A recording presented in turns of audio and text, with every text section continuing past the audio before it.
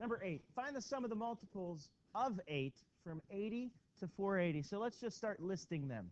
What's the first term? Then 88, then 96. And it continues until you get to 480. So question number 1 should always be, when you're doing all of these problems, is this geometric or is it arithmetic? Well, what's going on? What's happening? It's adding 8 every time. If it's adding 8 every time, what is it? Arithmetic. So it's arithmetic. What's the common difference? 8. What's the first term listed here? 80. What's the last term listed here? 480. So at this point, do we have all the information we need to find the sum which uses this formula? Already, I'm going to say no. Why? What don't we know? N. We don't know how many terms there are. So to find n, you go to the explicit formula.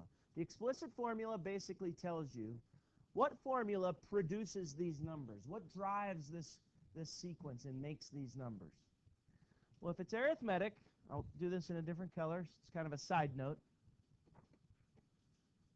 This is the formula for arithmetic. All right?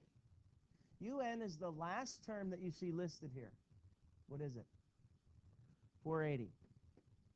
U0 is the term before the first term. What would be there? 72. If you back the pattern up backwards 8, there'd be a 72 there. What's the common difference? 8, n. So we're going to solve for n.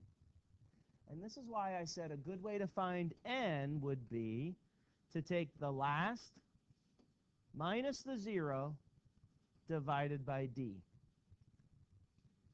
480 minus the 72 divided by 8. And that's where I got my number of terms to be 51. Okay? So in this problem, there are 51 terms. I could. If we counted on our 51 fingers, 80, 81, 88, 96, and kept going until you got to 480, you would have 51 of your fingers held up. All right?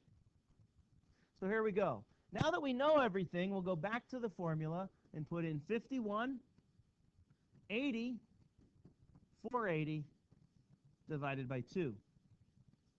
And that's how I'm getting the sum of 14,280.